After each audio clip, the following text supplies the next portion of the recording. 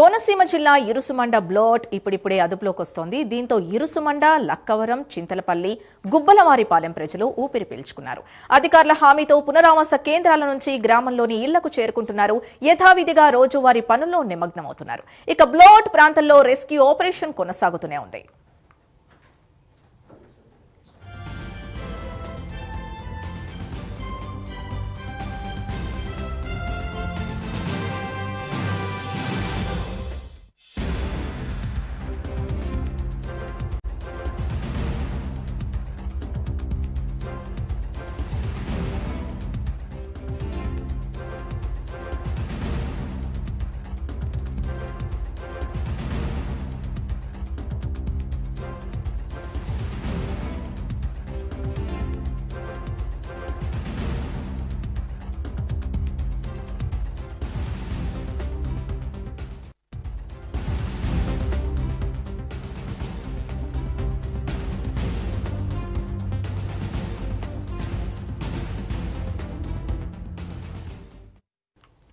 Blot ప్రాంతంలో ప్రస్తుత పరిస్థితి గురించి పూర్తి డీటెయిల్స్ మా కరెస్పాండెంట్ శ్రీరామూర్తి అందిస్తారు. శ్రీరామూర్తి, ప్రస్తుతం అక్కడ పరిస్థితి ఎలాగా ఉంది?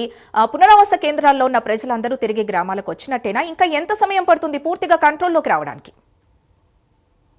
సింధు, ఏదైతే కోనసీమ బ్లోట్ ఉందో ఈ బ్లోట్ ఇరుసుమండ బ్లోట్ చూసినట్లయితే ఇప్పుడు ఇక్కడ ఇంకా మంటలు కొనసాగుతున్నాయి. ఇంకా పరిస్థితి అదుపులోకి రాలేదు. మరికొన్ని రోజులు పట్టే పరిస్థితి ఉంది. అంటే ఇప్పటికే జిల్లా కలెక్టర్ ప్రకటించిన ప్రకారం దాదాపుగా వారం నుంచి 10 రోజుల్లో పూర్తిగా కంట్రోల్ వస్తుందని చెప్పిన పరిస్థితి ఉంది. అయితే ఇక్కడ వాతావరణం చూసినట్లయితే ఇంకా గ్యాస్ నిక్షేపాలు ఎన్ని ఉన్నాయి, ఎట్లా ఉంది, లోపల బావి లోపల అంటే దాదాపు 2.7 కిలోమీటర్లు భూగర్భంలో పరిస్థితి ఎట్లా ఉందో కూడా ఇంకా అంచనాకి రాలేదు. అయితే ప్రస్తుతం ఈ డ్రిల్లింగ్ సైట్ లో ఇక్కడ మంటల్ని అదుపు చేసేందుకు, అంటే అదుపు చేయాలంటే ఫస్ట్ ఇక్కడ ఈ డెబ్రిస్ రిమూవల్ కోసం, ఈ గ్యాస్ లీక్ ఎక్కడ అవుతుందో తెలుసుకోవడం కోసం ఇప్పుడు అన్వేషణ జరుగుతుంది. ఏదైతే ఓఎన్జీసీకి సంబంధించిన బిఓపి టెక్నికల్ హెడ్ ఏదైతే శ్రీహరితో నాయకత్వంలో, అలాగే ముంబై నుంచి వచ్చిన ప్రత్యేక టీము, అలాగే ఓఎన్జీసీ క్రైసిస్ మేనేజ్మెంట్ టీము కూడా ఈ సైట్ లో పర్యటిస్తూ ఇప్పుడు అక్కడ సహాయక చర్యలని పర్యవేక్షిస్తున్నారు. సహాయక చర్యలకు సంబంధించి ఇప్పటికే వాటర్ అంబ్రెల్లా ఏర్పాటు చేయడంతో ఏదైతే హీట్ రిస్ట్రిక్ట్ చేసే ఒక కోర్ట్ బావి దగ్గరికి వెళ్తున్నారు. బావి దగ్గర చూసినట్లయితే ఇక్కడ ఏ విధంగా దీన్ని కంట్రోల్ చేసేందుకు అవకాశం ఉంది, ఎక్కడ లీకేజ్ వస్తుంది అనేది తెలుసుకుంటారు. ఆ తర్వాత చూసినట్లయితే ఈ కార్యాచరణ చేపడతారు. అయితే ప్రస్తుతం గ్రామం ప్రజలందరూ కూడా ఇక్కడికి చేరుకున్నారు. గ్రామం మొత్తం పునరావాస కేంద్రాల నుంచి కూడా వచ్చి వస్తుంది. అయితే ఈ మరికొంతమంది పునరావాస కేంద్రాల్లో ఉన్న పరిస్థితి ఉంది. వారు ఏంటంటే వారు వెంటనే ఇక్కడికి రావడానికి భయపడుతున్నారు. అయినప్పటికీ కూడా వారికి అధికారులు ఇప్పటికే పూర్తి స్థాయిలో ధైర్యం చెప్పి తీసుకొచ్చిన పరిస్థితి ఉంది. అయితే ఇక్కడ ఇప్పటికే సైట్ కి వెనకవైపు నుంచి కూడా ప్రత్యేకించి మరొక రహదారిని ఏర్పాటు చేశారు. అలాగే సైట్ దగ్గరికి వెళ్ళడానికి అలాగే కాలువలను కూడా ఏర్పాటు చేశారు. ఎందుకంటే ఈ వాటర్ అంబ్రెల్లాకి చాలా అత్యధిక స్థాయిలో నీరు పంపింగ్ అవసరం. దానివల్ల ఈ నీటిని లభ్యతను కూడా దృష్టిలో పెట్టుకుని ఇక్కడ వాటర్ అంబ్రెల్లా 4 ప్రాంతాల నుంచి చేయాల్సిన పరిస్థితి ఇప్పుడు 2 ప్రాంతాల నుంచే, 2 వైపుల నుంచే నీటిని అంబ్రెల్లా చేస్తున్న పరిస్థితి ఉంది.